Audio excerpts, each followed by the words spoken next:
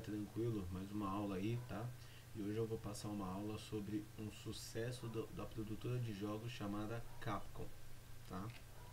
Então, pessoal, a história da Capcom ela é bem engraçada, porque poucas as empresas que conseguiram ter tão presentes na vida de todos aqueles que tiveram contato com jogos eletrônicos de alguma forma. Então a Capcom ela tem vários jogos, ela é uma produtora de jogos que ela fez parte não só da infância, ela fez parte dos anos 90, ela faz parte dos anos 2000, está presente até hoje com vários jogos consagrados que ela lançou, com parcerias também com empresas de fabricantes de games mesmo, como no caso da Nintendo, como no caso da Sony, entre outras parcerias muito legais que eles fizeram, tá? Então acho que todo mundo conhece a Capcom, todo mundo tem um apreço, quem gosta de jogos digitais tem um apreço por ela e o foco dessa aula é justamente explicar para vocês um pouco da história dessa empresa que ela, como eu posso dizer, ela foi uma pioneira na questão dos jogos, né? Então vamos lá. Então pessoal, seja no arcade ou nos consoles de mesa, a Capcom ela esteve presente em todas as plataformas ao longo dos anos, quebrando recordes e estabelecendo padrões. Por uma profunda admiração esse legado, é uma honra compartilhar com vocês aí essa história, né? Então a Capcom ela dispensa comentários. Então não só consoles de mesa ela fez parte, como arcades, né? E vai ser muito bacana vocês verem a Capcom de uma outra forma, né? Então o intuito também dessa aula é mostrar para vocês o que? Vocês como futuros desenvolvedores de jogos digitais, vocês têm que ter aquela questão de ambição, né? E aí vai muito daquela questão do que? Então a Capcom ela é uma empresa que produz jogos digitais. E a criação de um jogo digital, ela vai muito além de criar um personagem, uma história. Ela vai muito além, né? Então, a Capcom, ela é uma criadora de histórias e uma criadora de simulações, né? Então, não é só de um gênero que a Capcom vive. E é isso que torna ela uma das grandes empresas de produção de jogos, tá? Então, pessoal, inicialmente a Capcom é um fruto de separações e fusões de outras empresas. Então, é estabelecida em 1939 da IRM Corporation com o propósito de desenvolver arcades para o mercado interno no Japão. Então, com indas e vindas, né, em questão de produção, o intuito inicial da Capcom era produzir arcades. Arcades são essas imagens que você está vendo aí no slide, tá? Aí do lado aí do seu monitor. E como vocês podem ver, não se parece com um fliperama. Tá? Ele não se parece com um fliperama. Mas eram máquinas com o intuito de propor entretenimento para as pessoas lá no Japão. Então, não sei se vocês já viram em alguns filmes ou em alguns seriados ou algo do tipo, quando se mostra o Japão lá, é muito forte, lá ainda tem locais onde só tem fliperamas de jogos para que as pessoas possam jogar, tá certo? Com seu nome alterado para Sambi em 1983, obtiveram sua primeira subsidiária chamada Capsule Computer. Inauguraram sua primeira máquina de entretenimento eletrônico através de moedas, mas em um layout mais próximo ao das máquinas de jogos de azar, ou seja, essas máquinas, como eu falei, elas não se pareciam com um fliperama, elas pareciam mais com máquinas com foco aí de jogos de azar, máquina caça-níqueis, entre outros. Então, inicialmente, a primeira máquina da Capcom ela foi a Capsule Computer, ou seja, a cápsula computador, né, em 83. E o nome, o nome da empresa era Sambi, né? Então, eles inicialmente criaram máquinas com jogos não tão estruturados como a gente conhece hoje que a Capcom produz, tá certo? Somente em 1984 nós teríamos o primeiro jogo lançado em molde de arcade mesmo, ou seja, em um molde de um fliperama mesmo, tá? Então, ele saiu daquelas máquinas, né, de jogos de entretenimento e foi para os arcades, foi para o fliperama mesmo, né? Então, antigamente, antes de existir os consoles de mesa, era muito comum com que as pessoas elas fossem no em um local jogar um jogo através do arcade, do fliperama, tá?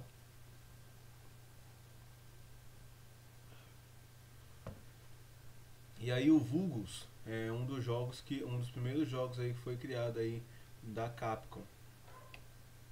Então o Vulgus ele é um clássico de um jogo de uma aeronave que controlávamos uma espaçonave que se movimentava de forma vertical, onde devemos desviar de projéteis e abater as aeronaves inimigas. Então, um jogo simples aí de plataforma, tá? Como vocês podem ver aí, o Vulgus ele era através de um fliperama, tá? Então acho que vocês já viram mais modelos desses tipos de jogos, né? Que é um jogo bem simples, né? Até mesmo de ser criado. Então você tem ali o você tem ali o e agora falando como desenvolvedor de jogos, você é um jogo bem simples por quê? Porque aí, né, no decorrer das aulas também, pessoal, enquanto eu mostrei alguns jogos, eu também vou fazer alguns comentários voltados também ao desenvolvimento de jogos, né? Então, só para vocês entenderem, nós temos ali um layout, nós temos um background do espaço e o jogo ele se baseia na seguinte questão: o sprite, que é a aeronave, né? Ela se movimenta de forma vertical. E aí o que acontece? Ela dispara, né? Ela dispara pequenas balas, né? E quando a bala tem a colisão com a nave inimiga, logo acontece um evento, né? E a ação desse evento é a aeronave inimiga explodir. E isso acontece também com a nossa aeronave. Como você pode ver aqui embaixo, nós temos 4 vidas. Então acredito que a cada tiro que a minha aeronave receba, eu exploda. E a cada aeronave que eu explodo também, eu vou pontuando lá em cima no nosso score. Detalhe, acabam-se as vidas, logo dá o game over, né? Não sei se aí tem aquele tipo de sistema que se eu atinge uma determinada pontuação eu ganho uma vida, que é muito comum hoje nesse tipo de jogos, né? E o cenário ele vai se movimentando para cima, né? No caso, dá a impressão que eu vou para cima, mas claramente vem ali um cenário ou para baixo ou ele fica se movimentando, né? Ou ele pode até ficar parado, como nós estamos falando aí de 1983, né? Nós estamos falando aí de antigamente, ou ele pode ficar parado e só as aeronaves elas podem se movimentar. Aí o que aconteceu? Mais tarde, em outubro daquele mesmo ano, foi... Ah, deixa eu só voltar aqui, confirmar aqui pra você. Em 84, desculpa. Então, como a gente estava falando, como nós estamos aqui em 1984, não era muito comum as plataformas elas se mexerem, né? E aí mais tarde, em outubro de 1984, foi esse jogo Vulgus, ele foi sucedido, né? Então fizeram uma versão aí chamada 1942, que era um jogo no mesmo molde, né? Ele utilizava da mesma dinâmica, né, do jogo. E no caso, esse jogo 1942, ele recebeu muitas continuações, tá? Não foi apenas uma, ele recebeu bastante continuações. Então, por essa imagem vocês também conseguem ver que ele é um jogo super simples. Então, nós temos um background, temos uma aeronave, temos ali inimigos onde a gente pode acertar, temos ali o sistema de vida, né? Que é muito interessante da gente fazer. Tá certo, pessoal? E aí, o que aconteceu também? No ano de 1985, foi lançado um dos jogos que começou a colocar a Capcom no mercado de uma forma um pouco mais notória, um pouco mais vista, né? Então, um ano de decisões ousadas para a Capcom, né? Inicialmente a empresa ela teve um movimento confortável com o lançamento de jogos como um comando único, né? É, e no caso, a gente estava falando do Vulgus e do 1942, né? E, e depois desse lançamento, né? Veio um jogo muito icônico que faz sucesso até hoje nos videogames de hoje, né? É claro, remasterizado, né? Mas ele também faz muito sucesso, que era o Ghosts and the Goblins, né? Que é o primeiro jogo de aventura em plataforma da empresa. E aí, esse jogo, ele foi muito bem aceito, né? Teve várias versões. E aí nele controlamos um carismático Sir Arthur e armados de sua brilhante armadura e lança medieval.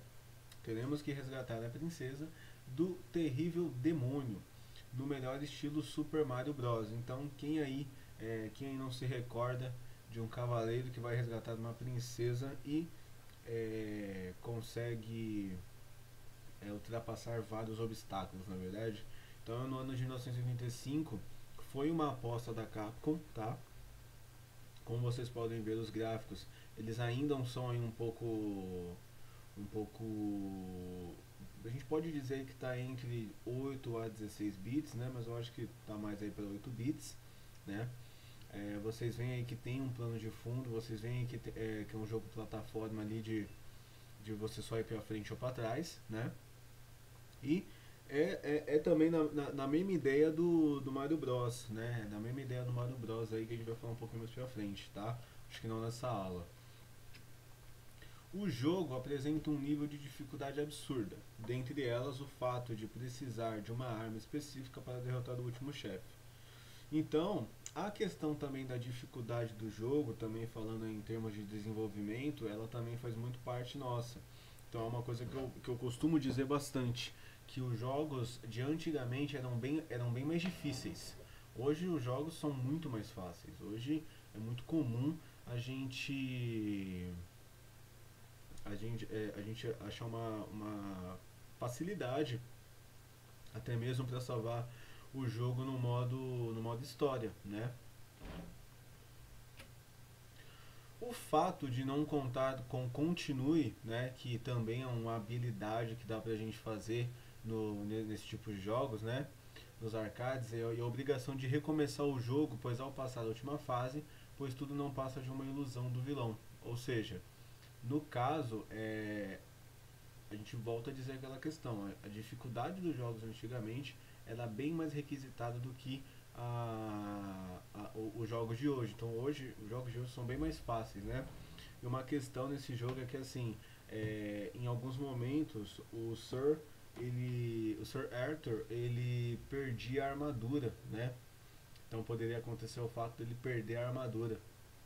Então, se ele perdia a armadura, logo ele perdia todo ali o equipamento dele para que ele pudesse golpear os adversários. Então isso às vezes era muito ruim para a dinâmica do jogo, né?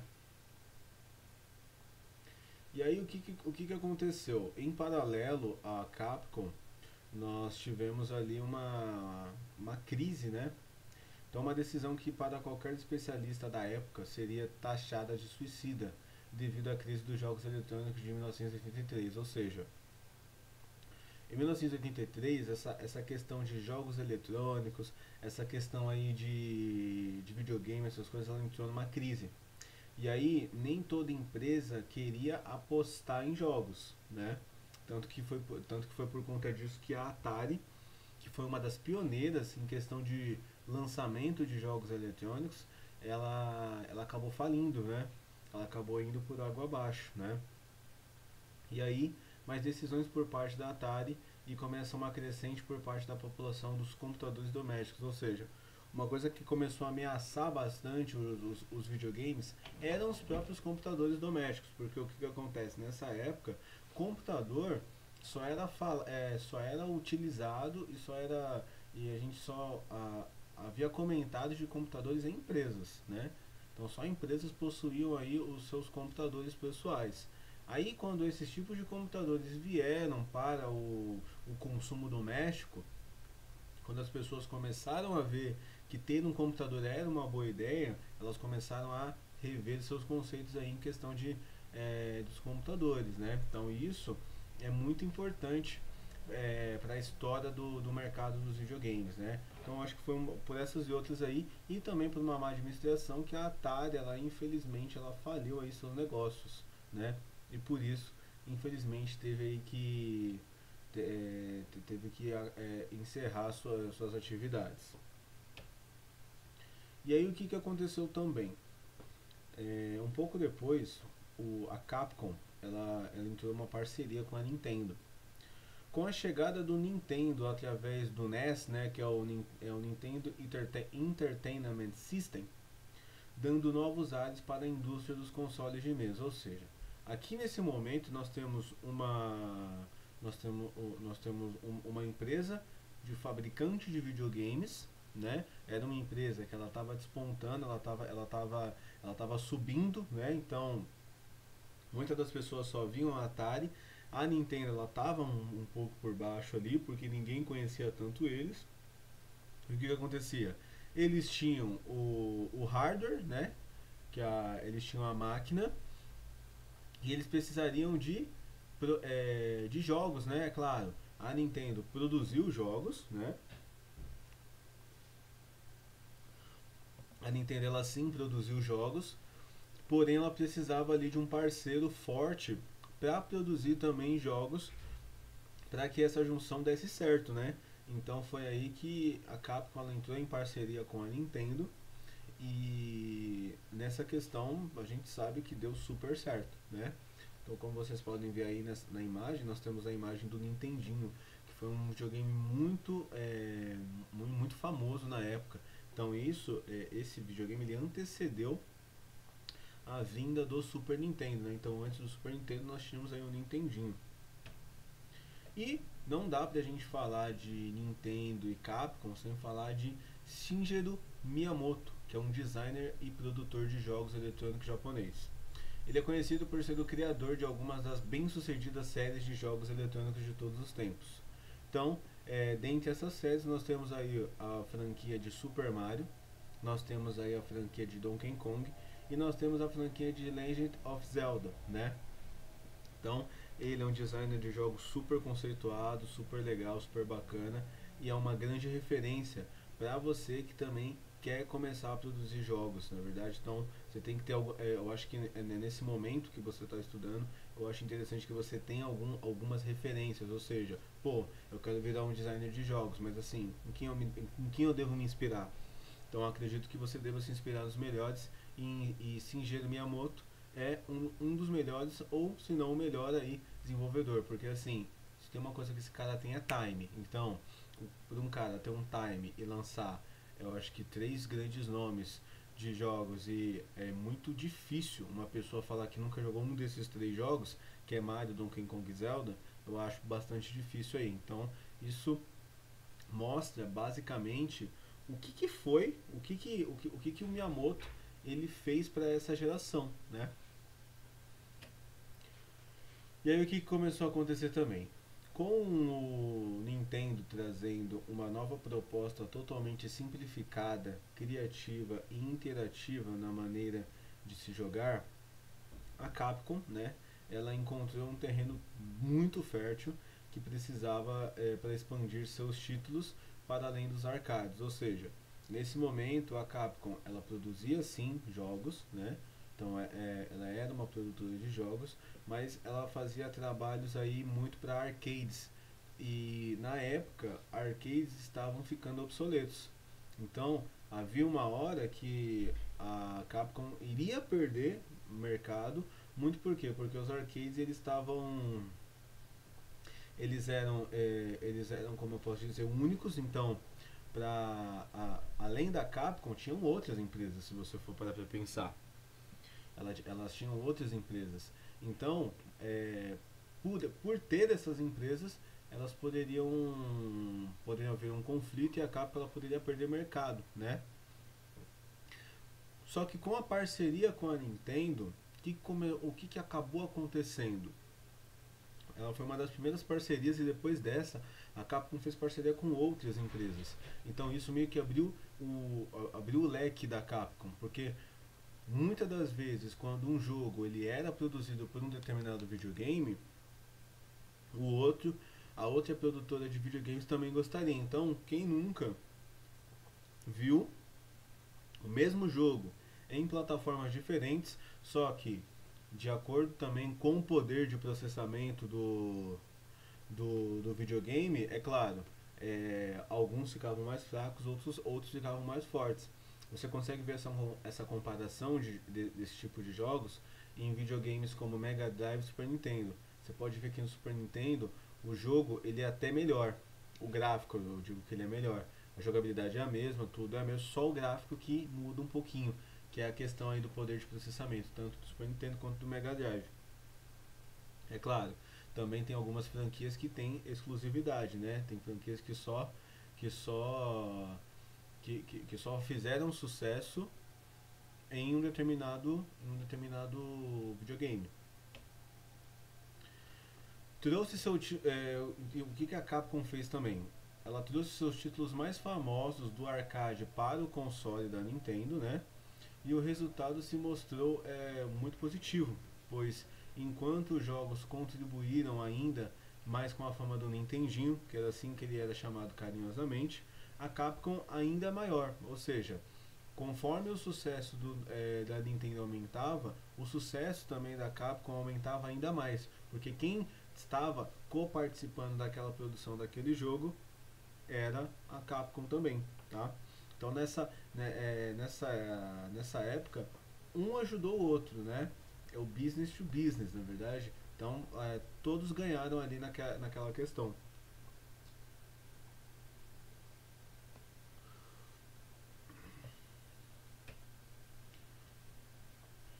E aí o que aconteceu também? No ano de 1990 e de 97, não, me desculpe. No ano de 1987, briga de rua em um simpático robô, ou seja, hoje os jogos de luta, né, são um gênero indispensável em qualquer plataforma.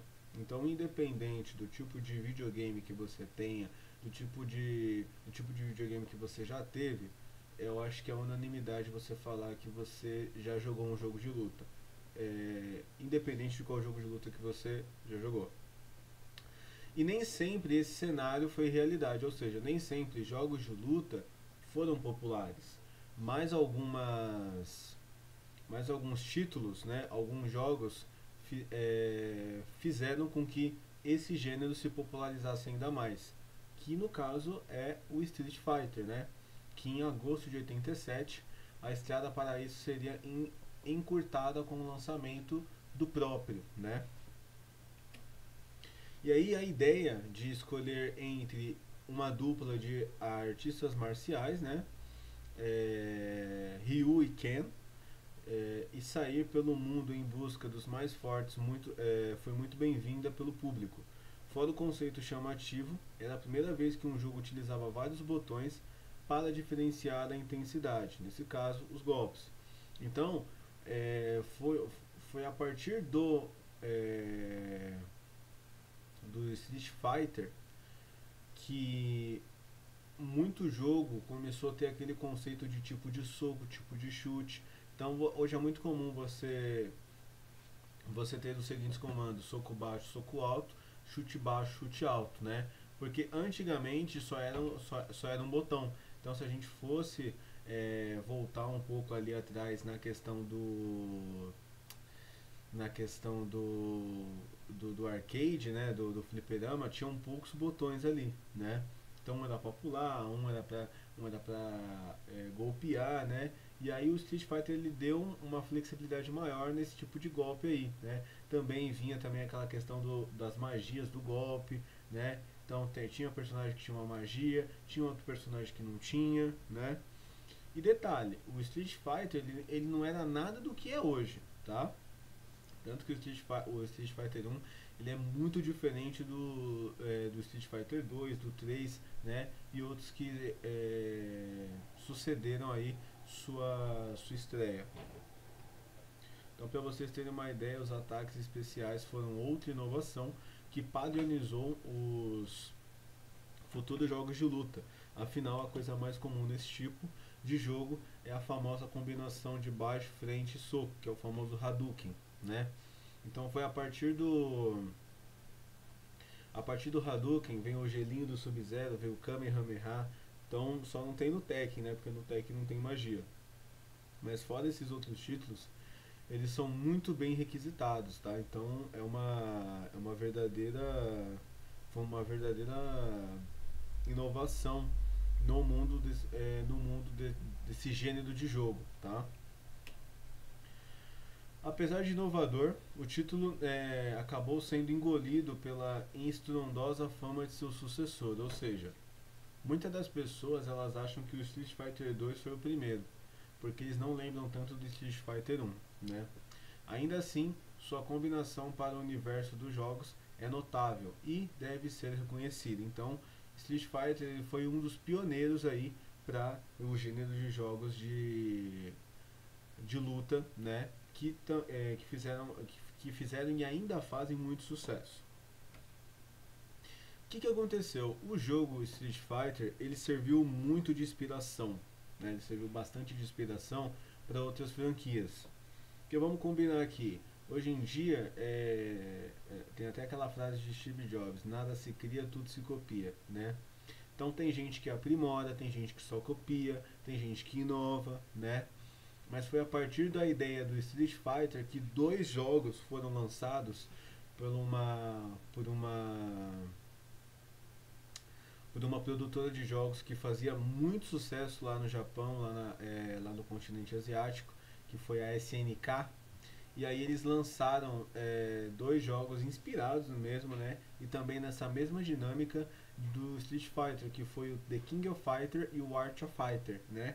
Tanto que eu acho legal porque os 2 jogos são da mesma produtora, e alguns lutadores do Art of Fighter, né? Como o Ryo, Yuri e Robert, se eu não me engano, eles eles fazem parte também do elenco de The King of Fighter, né? E também tem um outro jogo também, né? Não sei se foi a Capcom que lançou, mas tem um outro jogo também de luta que tem alguns personagens desse jogo que também fazem parte do The King of Fighter, que no caso é o Hellbolt Fatal Fury, né?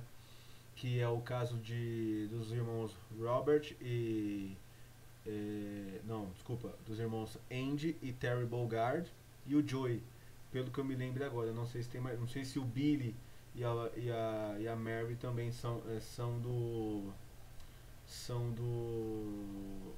Fatal Fury, mas é algo parecido assim, né? Então vamos lá. As mentes-chave dessa criação do jogo, né? Que é o Takashi Nishiyama e Hiroshi Matsumoto, né? São 2 referências também em questão de desenvolvimento de jogos, tá, pessoal? Então vou até comentar sobre eles depois, vou tentar fazer até uma aulinha ali baseada na SNK, né? Só para vocês terem esse comparativo aí. E também ter 2 referências, né? Porque vamos combinar aqui que a Capcom ela fez bastante sucesso nos Estados Unidos, mas a SNK, né? Ela é uma produtora que o foco dela é um pouco mais ali no continente asiático, tá? Então, no caso, o que aconteceu? Takashi Nishiyama e Hiroshi Matsumoto eles deixaram a Capcom, então eram pessoas que muito influentes e muito habilidosas, né? E ingressaram na empresa SNK, onde contribuíram no desenvolvimento dos jogos como Art of Fight e The King of Fighters, mostrando que os grandes rivais têm mais em comum do que nós imaginamos, né? Então aqui nós temos uma imagem do jogo The King of Fighters 97, tá? Então eu falo com propriedade aí porque eu sou viciado nesse jogo, né? Então aqui nós temos o personagem que eu tinha citado para vocês, Star Bogard, né? E nós também temos aqui o jogo Art of Fighter, né? Então vocês podem ver que é a mesma mecânica. É a mesma mecânica. Porém, por ser a mesma mecânica, eles foram muito inspirados no Street Fighter lá atrás, né? Que isso que é uma coisa muito legal, uma coisa bacana de se ver, né? Então aí a gente também tem aquela questão da competitividade, do tempo, do sangue que sai, do combo que você faz, da magia que você dá, da defesa, de você explodir uma especial, né? Então, todos esses adicionais de jogos de luta foram muito com base do que? Com base no pioneiro Street Fighter, né?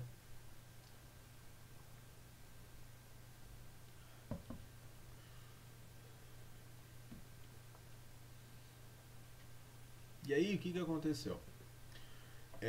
Os negócios para Capcom iam a todo vapor.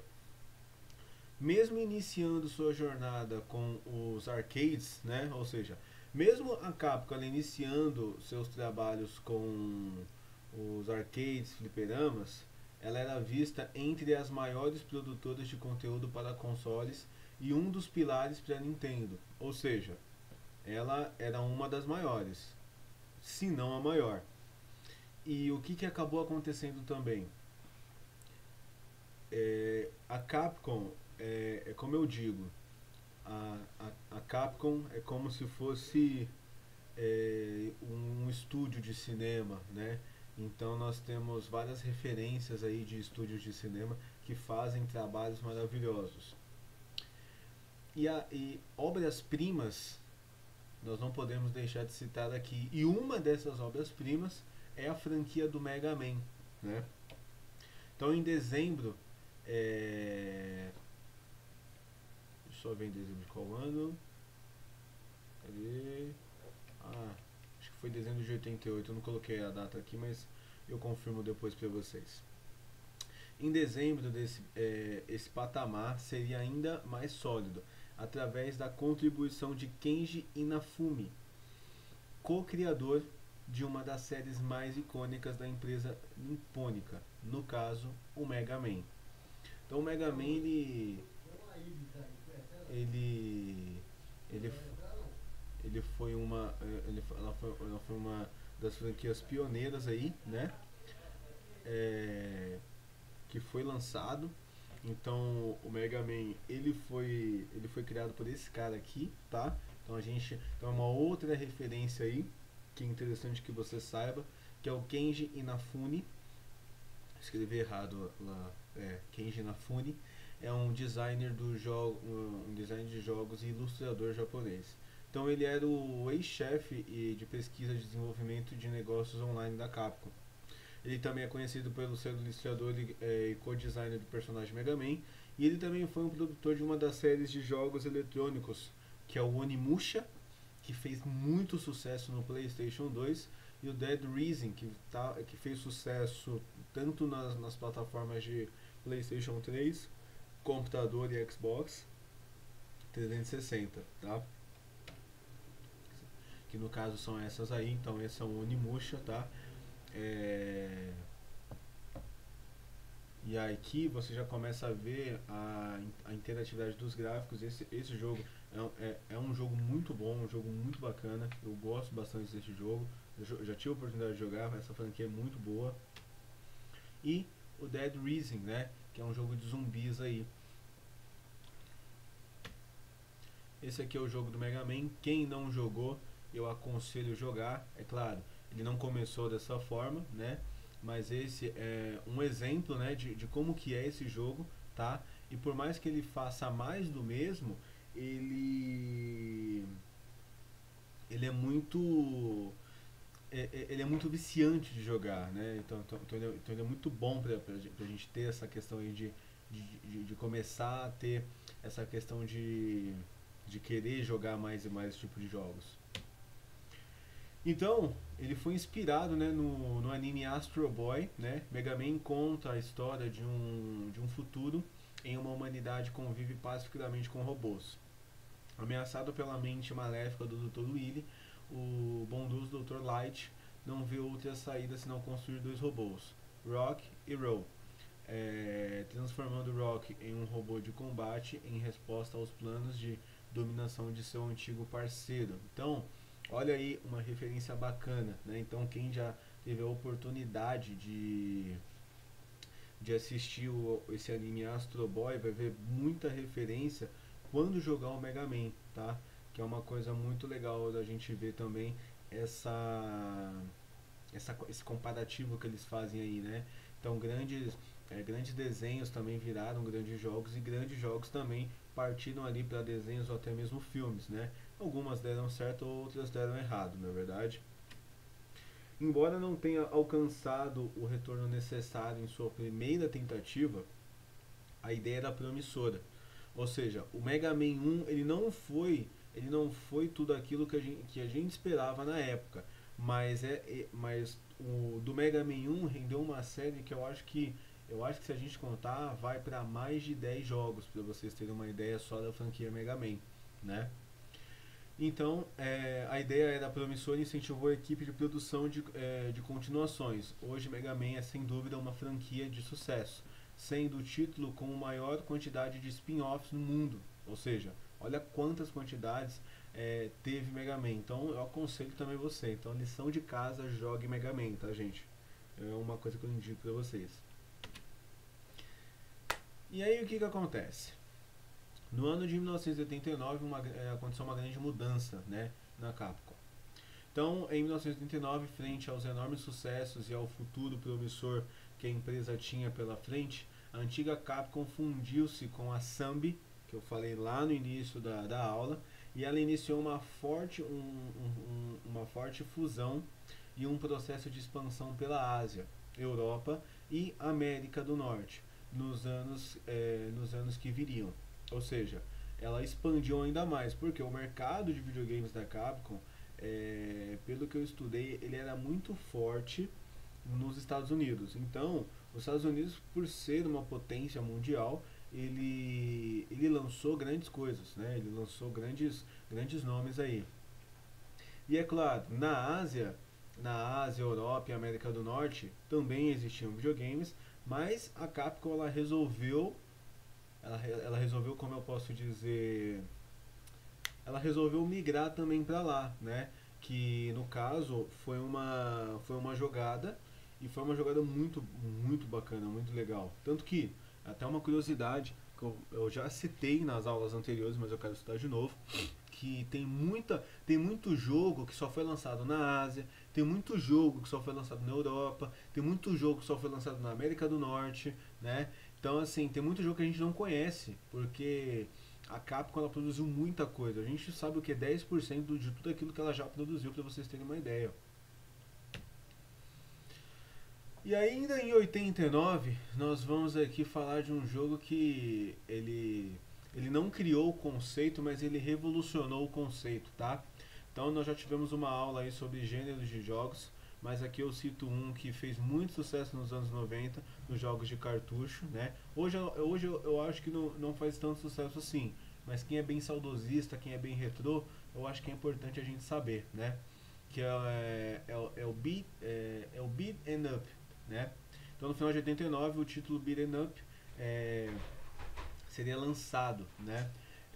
E popularizado a Capcom em um dos gêneros mais famosos do arcade. Final Fighter chegou em dezembro de 89 e mesmo não sendo pioneiro na área, o título ele revitalizou o gênero, servindo de inspiração para outros que viriam, como Street of Rage e Captain Commando, né? Então, a franquia de Final Fighter ela fez muito sucesso, tá? Era um jogo também muito legal de se jogar. Eu acho que foi uma também das um tiro muito certeiro quando a gente fala de Capcom e Nintendo, né? E aí alguns jogos se inspiraram nesse jogo Final Fighter, que é o caso do Street of Rage, que ele foi lançado pela Sega para o Mega Drive. E o Capitão Comando, ele tem até um negócio legal, que muitos dizem que que o Capitão Comando seria anos depois do Final Fighter, tanto que, se eu não me engano, o Capitão Commando ele acontece em 2022, né? Eu não me recordo, mas ele acontece no futuro, né? Então, dos anos 90 pra gente chegar 30 anos depois, pô, chegamos até aqui, né? E estamos aqui para contar essa história. Mas o Capitão Comando dizem que ele é evolução, tipo, é meio que um jogo futurista do Final Fighter. Isso é muito legal, muito bacana.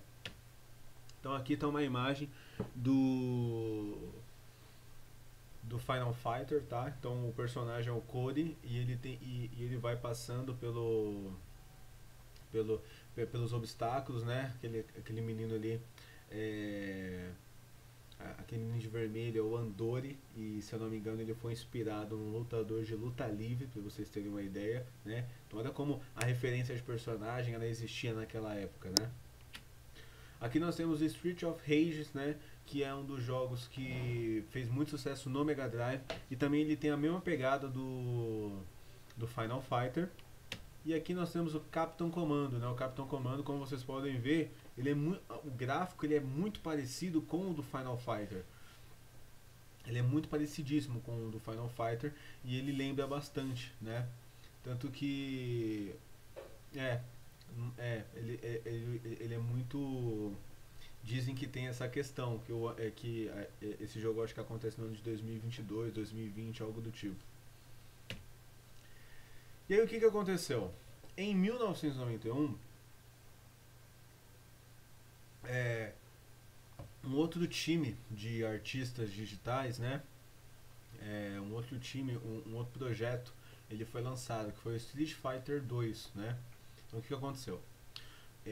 Yoshi Okamoto e dois artistas iniciantes, que é o Akira Asuda e o Akira Nishitani, o grupo ele recebeu a difícil tarefa de resgatar um título não tão difundido nos arcades, que no caso foi o Street Fighter. Então o que acontece? Essa equipe de produtores de jogos, tá? Depois eu quero que vocês dêem uma pesquisada sobre eles aí, que eles têm muita coisa aí pra contar, porque eles foram os responsáveis por dar um up no título do Street Fighter. Então, como eu disse pra vocês em alguns slides atrás, o título do Street Fighter ele não foi tão, como eu posso dizer, ele não foi tão bem aceito, né? Ele não fez tanto sucesso. Então hoje é um marco, pô, hoje ele é um marco, pô, hoje ele faz muito sucesso, pô, hoje ele faz muito sucesso. Não tem como a gente não falar que o Street Fighter não faça sucesso, né? Mas ele só começou a fazer mais sucesso a partir do 2, porque no 1 ele não fez tanto, e essa foi a tarefa desse pessoal aí. E aí, em seu próximo lançamento, a equipe não só trouxe a volta do título de sucesso, mas ela foi responsável por popularizar todo o gênero ao redor do mundo. Ou seja, já com aquela expansão, com aquela expansão que foi feita com a Sambi da América do Norte, Europa, entre outros, o Street Fighter ele ficou popular. É claro, possa ser que esse seja o motivo? Não, mas eu acho que o fato de cada personagem ter uma nacionalidade deu mais característica para o jogo. É claro, particularmente eu não gosto de jogar com Blanca e ele é do Brasil, mas tudo bem, isso é um comentário pessoal aí, né? Mas aí nós temos aí o Guy, que é dos Estados Unidos, Chun-Li é da China, Zangief é russo, o E-Honda ele é japonês, se eu não me engano. Se eu não me engano tinha o DJ, que ele era da Jamaica, né? Então o Dalsin, que ele era da Índia, né? Então eu acho que isso, é claro, é um pequeno detalhe hoje, mas vai saber se na época não foi o divisor de águas para que esse jogo fizesse tanto sucesso, né? E Street Fighter 2 chegou nos arcades trazendo maior simplicidade nos comandos, uma grande variedade de personagens carismáticos, como todo um background por trás de cada um. Uma coisa que chamou muita atenção também no Street Fighter eram cenários, né? Então os cenários eles faziam muito sucesso, tanto que um dos cenários do Guile, ele era ele era uma referência a um filme de Charles Bronson, que é um ator que fazia muito sucesso. Olha para vocês terem uma ideia, né? E no caso também a trilha sonora, eu acho que fez muito sentido pro jogo, ela casou muito bem, né? Então eu acho que tem trilhas sonoras inesquecíveis, eu acho que a do Street Fighter 2 é uma delas. Poucas continuações são tão bem sucedidas que passam a sensação de serem um primeiro título de uma franquia. Muitos tiveram seu primeiro contato somente em Street Fighter 2 e sequer cogitaram a existência de um antecessor. Isso é aquela questão que eu tinha falado para vocês. Todo mundo achava que o Street Fighter, o Street Fighter 2 foi o primeiro, mas não, ele não foi o primeiro, ele foi o que fez sucesso, porque o Street Fighter 1 ele não era tão bacana assim, né? Mas é claro, estamos falando de anos 80, estamos falando do início dos jogos, nós estamos falando do início dos consoles de mesa, e hoje, já nos anos 90, a gente já tinha uma notoriedade legal em jogos de consoles de mesa. De fato, é possível mensurar o tamanho do sucesso alcançado, que consagrou não só a franquia, mas os jogos de luta como um todo. Tamanho foi o seu sucesso que até hoje o game recebe remasterizações para os consoles da nova geração. Tanto que hoje nós estamos no Street Fighter 6, né, onde o Ryu parece o Hulk, mas tudo bem. E aí, pessoal, no ano de 1993, a Capcom ela resolveu apostar em um outro gênero. Não que ela resolveu apostar em um outro gênero, mas era um gênero que eu não tinha citado até aqui, né? Então seria dado o primeiro passo no fértil solo dos RPGs, ou seja, a gente sabe que o RPG é um tipo de jogo que você tem que ter muito cuidado para criar, você tem que ter muito cuidado. E a Capcom, ela provou que sabe fazer um RPG muito bem, né? E o Breath of Fire, que, meu, é um ícone. Breath of Fire é um ícone. Breath of Fire, eu vou dizer pra vocês. Meu Deus do céu. Breath of Fire é um jogo ali bom. Eu digo que é um jogo ótimo. Embora o jogo não seja o título de maior dominância do gênero, ou seja, o Breath of Fire é um jogo bom, mas existem outros tipos de RPG. Mas ele facilmente figura entre os melhores e mais requisitados pelos fãs, ou seja, gente que é bastante saudosista, quer jogar um RPG de época, vai jogar Breath of Fire. Então Breath of Fire não revolucionou o gênero, ou seja, ele não revolucionou o gênero. Então as pessoas elas não começaram a ver RPG de outra forma depois que jogaram Breath of Fire. Mas trabalhou bem suas características que até hoje deixa saudade nos fãs. Outra coisa que é legal também é que o que? Outro tipo de gênero que a Capcom conseguiu dominar. Então, a Capcom, quem não conhece tanto, acha que o forte da Capcom é fazer jogo de luta, jogo de fases, né? Mas não. Olha ela fazendo um RPG bacana aí, não é verdade? E assim, ela provou que também sabe fazer, não é verdade? Ela provou. E recomendo que vocês joguem também o Breath of Fire, tá, pessoal? E aí, o que aconteceu também, né? Opa! Vou até arrumar aqui, gente. Olha só, que isso. Agora tá bom. Agora tá bacana. Vamos voltar. Beleza.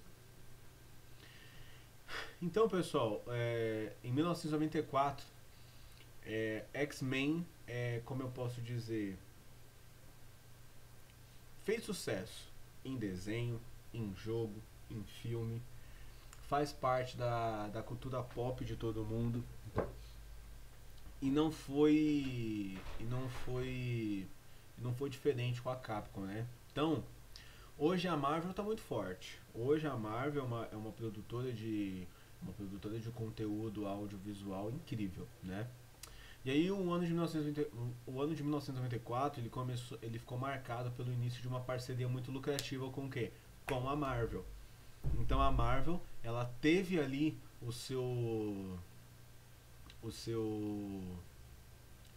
ela teve sua parcela de culpa aí por ter esse sucesso, né? E o que acontece? A gente tinha a maior produtora de quadrinhos, né?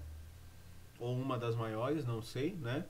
Não sei as opiniões, mas era uma das maiores produtoras de quadrinhos, ou seja, de quadrinhos, de cartoons, né? E nós tínhamos uma das maiores empresas produtoras de jogos. E aí juntaram o útil ao agradável e aí lançaram seu primeiro projeto através de um simples beat'em up, né? Ou seja, que é o estilo de luta de rua, né? De luta de plataforma. E ele veio aí com o nome de X-Men Apocalipse para Super Nintendo. Então, embora o jogo ele não tenha sido tão expressivo, ele bebeu da enorme popularidade dos X-Men que vieram nos anos 90. Ou seja, o desenho dos X-Men eles fizeram muito, mas muito sucesso. Pô, esse desenho dos X-Men é um melhor desenho, é um dos melhores desenhos que já existiu, né? Deixando claro para ambas as empresas aonde apostarem suas fichas. Ou seja, o jogo ele não fez, o jogo ele não, eu não vou dizer que o jogo não era bom, mas o jogo ele era mais do mesmo. Só que por ser X-Men, as pessoas começaram a dar uma olhada diferente, né? Então a gente sabe aí que X-Men é bom pra caramba, na verdade, pessoal. E aí o que aconteceu também? Motivados pelo potencial da ideia, somando ao histórico com o Street Fighter, X-Men Children of the Atom ganhou vida, colocando personagens icônicos da franquia de mutantes para lutarem entre si. Ou seja, a partir de um beat'em up, eles falaram, por que não fazer um jogo de luta dos X-Men? E aí deu super certo também. O jogo foi muito bem recebido pelo público, mas ainda não foi o suficiente para saciar a Capcom. Ou seja, a Capcom ainda estava tendo aquela questão de, eu posso fazer mais, posso fazer melhor, né? Children of Atom trouxe uma jogabilidade acelerada, ou seja, no caso, era um jogo de luta, mas por ser um jogo de luta, eles tinham comandos muito rápidos, né? Então, era um jogo bem frenético, né? Eu acho que isso era muito bacana. Vinha com combos especiais muito bem elaborados. Então, esse tipo de jogo, então você pode ver que o Ciclope desse X-Men é totalmente diferente desse aqui, não é verdade?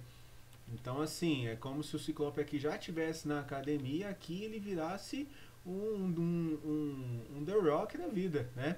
Então aqui, nesse jogo, eles literalmente fizeram uma versão dos mutantes própria para a luta, tanto que músculos são muito bem vistos, na verdade. Você vê que a expressão deles é mais agitada, né? Fora o sucesso, né? E aí a jogabilidade também era muito bacana, muito legal. Combos, hits especiais eram ótimos na época, para vocês terem uma ideia. E aí foi quando a Capcom teve a brilhante ideia de criar um jogo colocando seus famosos personagens de Street Fighter contra os X-Men. E aí o jogo chegou primeiro nos arcades com as versões posteriores para consoles. Então esse tipo de jogo eles resolveram lançar primeiro para arcade, né? Que é o famoso X-Men vs Street Fighter. Então esse jogo, para vocês terem uma ideia, ele foi muito bem aceito porque primeiro ele veio para arcade. Segundo, ele foi uma das primeiras vezes que a Capcom ela pegou personagens de outros jogos e colocou no mesmo, né? O título não só foi extremamente bem sucedido, como também criou uma nova e querida vertente de jogos de gênero, que é a luta dinâmica por equipes. Ou seja, nesse jogo era legal porque eu escolheria mais de um personagem, né? Dando margem para outras continuações de grande sucesso até os dias de hoje, né? Então, lutas por equipe hoje são muito famosas por conta disso. E aí vem mais uma aposta da Capcom, né? Que é o Resident Evil, que foi lançado em 1996. Então, deixa eu até ver aqui, né? Beleza. Então, o até então desconhecido Shinji Mikami, né, deu caras para trazer um dos jogos mais assustadores e revolucionários já criados. Resident Evil não só serviu como exemplo, como redefiniu o gênero de horror e sobrevivência, virando um sinônimo para ele, né? Então, a gente não tem como falar que o Resident Evil ele não foi bom, na verdade. Não tem como a gente não falar isso. E aí, pessoal, Resident Evil não só serviu de exemplo, como redefiniu o gênero de horror e sobrevivência, virando um sinônimo para ele. Então eu já tinha citado em algumas aulas para vocês aqui, referente a os temas de jogos que era Survivor, né? Então os temas de jogos de Survivor era bacana, né? E o Resident Evil ele provou que a Capcom ela sabe fazer mais um estilo de jogo, que é o quê? Que é o estilo de jogo de terror, né? Survivor terror. Então é muito legal esse tipo de jogo.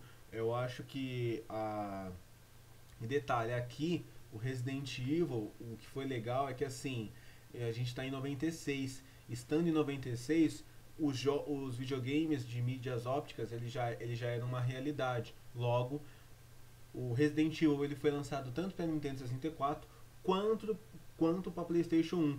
E aí, com a Sony foi uma outra parceria também que isso aí é papo para outra aula, né? Porque olha, é tanto sucesso que a Capcom fez que se a gente for falar aqui a gente vai ficar até amanhã, né? O marketing realizado pela Capcom foi certeiro, ajudando a promover uma das melhores experiências no estreante PlayStation. O título fez as vendas dispararem, estabelecendo um novo gênero da franquia da indústria, além de se tornar um verdadeiro system seller, né? Que é o que? No caso, não tem como a gente falar de PlayStation sem falar de Resident Evil, né? Assim como não tem como a gente falar de Nintendo sem falar sobre Mario. E assim vai, né?